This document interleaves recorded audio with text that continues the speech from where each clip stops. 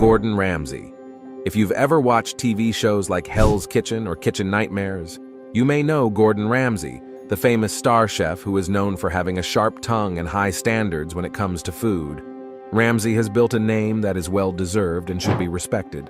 But it looks like not everyone knew about Gordon Ramsay's fame. For example, a group of Taiwanese people who were smuggling shark fins approached him while he was shooting a documentary in Costa Rica. When Ramsay went to Central America, he was filming parts for a series that would show how controversial and harmful shark finning is. For those who don't know, shark finning is a very cruel practice in which sharks are thrown back into the ocean after their fins are cut off. They then die a slow and painful death. This horrible act was done because shark fins are in high demand and can make a lot of money. A plate of shark fin soup costs over $100. Ramsay was stuck between making his documentary and running for his life, which was a strange turn of events. Since shark finning is against the law, these groups dry out thousands of shark fins on the roofs of different buildings, so the government can't find them. Ramsay was able to get to the top of one of these buildings and take pictures of the activity. But as he went down, he was attacked by a group of gang members who threw fire on him from a different balcony. Even after this scary experience, Ramsay was still eager to find out more about this illegal business. When he and his camera group tried again, they were quickly stopped by men with guns. Lucky for them, the police came just in time after getting a call from worried neighbors. They told Ramsay and his group to leave the country right away. Imagine how terrible things would have been for Ramsay if the cops hadn't stepped in at that crucial moment. Number 8 is Jackie Chan. People all over the world know that Jackie Chan, the famous Chinese star, can fight bad guys in his movies. A lot of people might not know this though, but Jackie has also met real-life bad guys. These bad guys weren't just any crooks. They were part of the Triad, a well-known Chinese crime organization. The Triad may not be as strong as the Yakuza in Japan, but they are just as dangerous and cruel in their work. The Triad is a group of criminals from Hong Kong who are involved in many crimes, including drug and people trafficking. It's interesting that they met Jackie Chan when they were working in the Chinese movie business. Other mafia groups helped the movie business in their home country, but the Triad wanted ridiculously large amounts of money from directors and production companies. If they didn't get what they wanted, they would even destroy whole sets. The above events took place in the 1970s, a time when Jackie was a growing star in China thanks to hit movies like Fist of Fury and Snake in the Eagle's Shadow. All the movie makers in China at the time, including Lo Wei and Willie Chan, wanted Jackie to be in their movies. Jackie had worked with both directors before, but in the early 1980s, he decided to follow Willie Chan. Lo Wei was angry about this choice, so he sent Triad members to attack Jackie. At first, Jackie tried to speak out against the Triad's bad treatment of movie stars, but he quickly learned that the Triad also had power over the press. Jackie knew he was losing, so he left China for Hollywood, where he became more famous. This did not go over well with the Triad, though. The Triad let Jackie know they were there one time when he went back to China for a show. Jimi Hendrix. American musician Jimi Hendrix was taken hostage in 1969, and his situation was one of the strangest ever. In the beginning, there was a man named John Roberts who was linked to both the Medellin cartel in the US and the Mafia. One night of bad luck, a bunch of famous people met at a club where Hendrix was playing. Roberts and his friends spiked almost every drink with Quaaludes. It causes relaxation, sleepiness, and sometimes a feeling of euphoria. It also causes a drop in blood pressure and slows the pulse rate. It was a popular drug of abuse during much of the 1970s. An overdose can even lead to seizures, coma, or death. Jimmy wasn't afraid to go to a party, and he wanted to take things to the next level by getting the drugs injected into his body. He ran into 2 low-level drug sellers on his way to the drug. They saw a chance to kidnap him. Hendrix was already very drunk when they lied about sharing cocaine to get him out of the club and into their flat. Instead of asking for money, though, the kidnappers wanted Hendrix's boss, Michael Jeffrey, to sign a deal that would let him go. It may look like a stupid thing to do, but it did happen. John Roberts, the club owner, was immediately informed about what was happening. Because he had ties in the drug world, he was able to find the kidnappers and free Hendrix. But that's not the end of the story. Hendricks was held captive all weekend and had no idea where he was or what was going on around him. The boys kept giving him drugs, which kept him high all the time. When Jimmy was finally freed, the kidnappers were punished severely. Some people thought Roberts planned the whole thing, while others thought Michael Jeffrey, Hendricks's boss, was trying to be a good guy. No matter who the real bad guy is, it's crazy to think that Hendricks didn't know anything about it. Most of the news media didn't even know about this event until Roberts brought it to their attention in 2011. This new information made the whole thing even more interesting and engaging. 50 Cent. Before he became popular in 2003 with his first hit in the club, Curtis Jackson, better known as 50 Cent, lived through a drive-by shooting in the South Jamaica, Queens, New York neighborhood where his grandma lived on May 24, 2000. During the attack in 2000, he was shot 9 times in different parts of his body. He needed multiple surgeries to save his life. At first, the shooting's cause wasn't clear. But later, it became clear that it was because of a song he wrote in which he made fun of a cruel boss in the famed Supreme Team gang.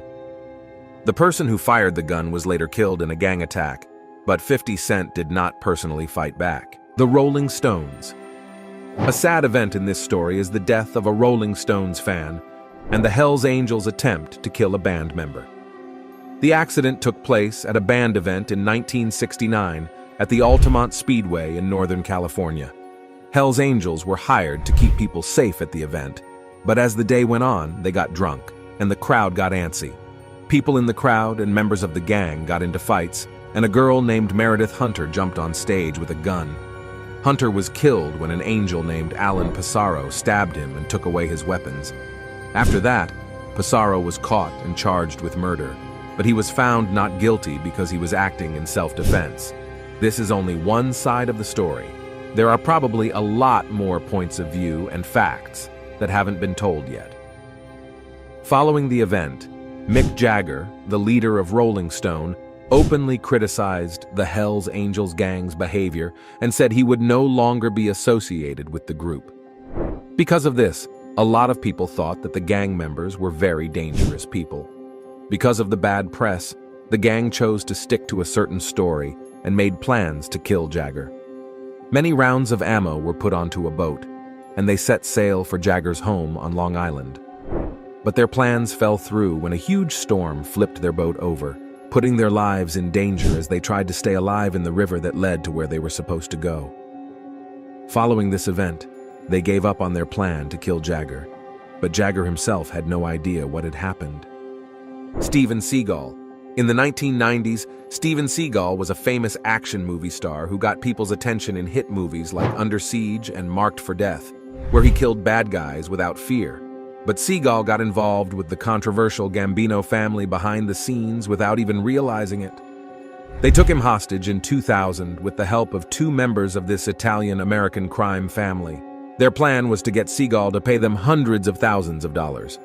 Interestingly, given how he acts on screen, this should have been an easy situation for Seagal to handle. But things were not easy in real life. Due to his ties to a guy named Julius Nasso, Seagal had become a target of the Gambino family without knowing it. Seagal was good friends with Nasso because he had cast Seagal in many movies. Seagal had no idea that Nasso was connected to the crime family. Once Seagal and Nasso became famous in Hollywood, they stopped working together, which made Nasso very angry. Nasso sent Anthony, Sonny Ciccone, and Primo Casarino, 2 members of the crime family, to get Seagal to pay them $150,000 for each movie they worked on together. This plan could have cost Seagal more than $1 million. Their payout was only $700,000 though, which is still a big amount to pay in such a short amount of time. Steven Seagal was scared when both mob members hid behind him, which is an interesting turn in the story. According to an FBI probe, both men found it funny that Seagal was scared when they kidnapped him, which showed how different he was in real life from how he looked on TV. Still, you can't blame Seagal for how he reacted because real life isn't always like a story. In the end, a few years later, the truth came out. Seagal had taken about $500,000 from Nasso to pay his taxes, but refused to return the loan. Nasso sent the mob after him because he refused. Not Nasso, though. He was charged with blackmail plot and given a year in jail for the $700,000 he had gotten from the Gambino family. While this was going on, the U.S. court told Seagal to pay off the $500,000 bill he had racked up. Sammy Davis Jr. In the 1950s, Sammy Davis Jr. was a very popular and skilled black male singer. When he started dating a white woman named Kim Novak, his life took a big turn for the worse. There were two big problems in this friendship. For starters, they were a mixed-race couple living in America during a rough time in its past. Secondly, Novak had a deal with Harry Cohn, a cruel and powerful boss who had ties to the mob. At the time, Novak was one of Cohn's biggest stars. Cohn was in charge of Columbia Pictures and was known for putting many people in the grave. Even with these problems, Davis and Novak started dating after meeting at a party in 1957 and became very close. It turned out that this choice hurt Davis's success, though. At the time, Davis was making a good living at the Sands in Las Vegas, making $25,000. He was also about to make a big splash by becoming one of the first black actors to play a serious part on TV. Additionally, Davis had lost an eye in a terrible car accident 3 years before meeting Novak. Even so, Davis and Novak had an obvious link, which is why they did everything they could to avoid the press and Cohn's spies, choosing instead to have quiet dinners together. It wasn't always easy for Davis, but he would sometimes tell a friend to drive him to her house while he hid himself under a rug in the trunk of his car.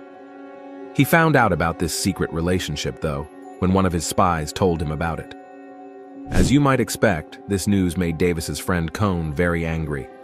Novak was at the top of her game professionally, and Davis really liked her. This made Davis feel a range of feelings, including a little jealousy. Because of this, Cohn took things into his own hands and used his ties to get men to attack Davis very badly. Not only did they beat him, but they also did a lot of harm by poking him in the eye with a stick. What I said before about Cohn being a very bad person was exactly what I meant. Cohn gave Davis an option after this cruel attack. He had 24 hours to marry a woman of color, or else he would be killed. Davis quickly chose a black singer named Lorraine White from his address book to be his bride because he was in a bad way. The beautiful singer Lorraine from Houston had been married twice before she was 23. She also had a 6-year-old child at the time. They decided to get married as long as they kept their promise to split up by the end of the year. But only 6 months later, Davis paid Lorraine $25,000 to speed up the divorce process. Edward James Olmos. Famous people really care about their fans, but Edward is in a dangerous position right now.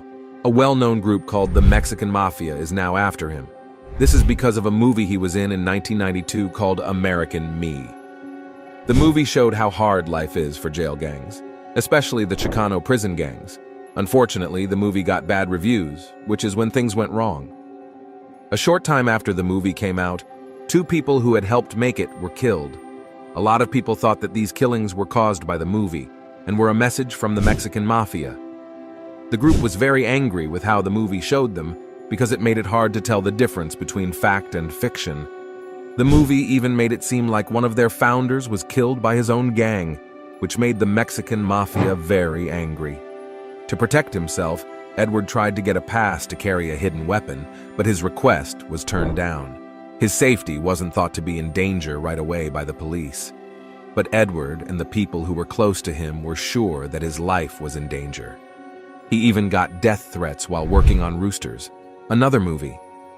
There were reports that Edward had fired some workers, which made those workers unhappy, but all of this was part of his plan to hire armed guards to keep him safe on set.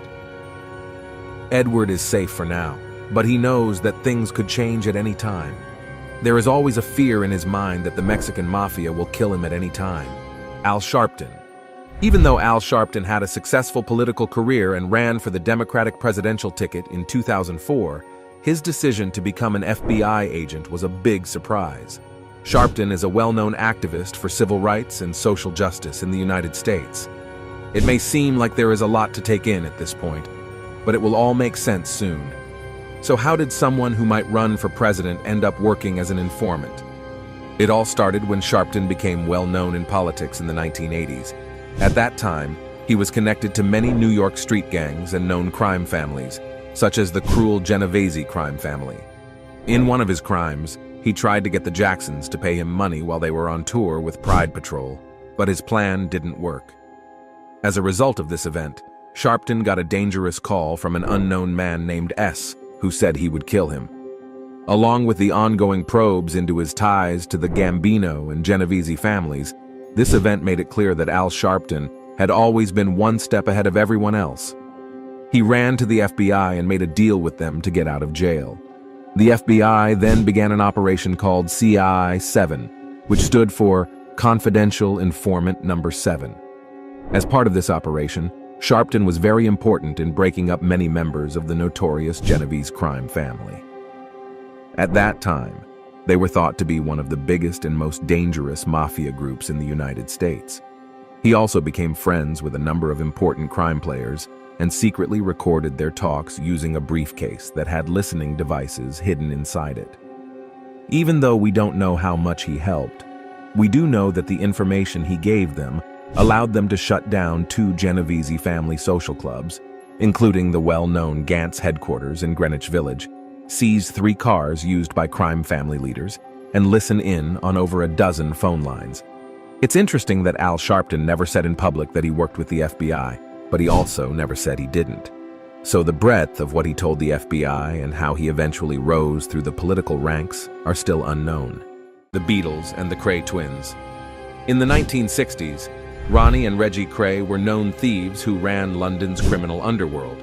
They were often compared to famous British criminals like Jack the Ripper. Before they got into crime, the Kray brothers were amateur boxers who were kicked out of the army for being too wild. Reggie Kray was straight, while Ronnie Kray said he was gay. Ronnie also had paranoid schizophrenia, which made their relationship even more interesting. The crooks in question are linked to the Beatles, which is a surprise. Gangster Jay Murray was friends with the Kray brothers in the late 1950s. Murray is known to have met the Beatles and their boss as they became famous in Northern England. When the Beatles got to London, they liked going to the Krays nightclubs. Because the Beatles were the most famous band in the world, they were easy to blackmail. Also, their adult tastes did not match up with how clean they seemed to everyone else. Brian Epstein, their boss, was a gambler and out as gay, which made him easy to blackmail. The Krays saw this as a chance and told Epstein about their plan to handle the Beatles. Epstein was hesitant at first because he knew that handling a band like the Beatles would take a lot of time and skill. Ronnie Kray showed how serious he was by pinning a random man in the room with a 15-centimeter nail because he felt offended. Epstein agreed because he was impressed by Ronnie's drive, and the Kray twins managed the band for a short time. The situation did not go as smoothly as planned, though.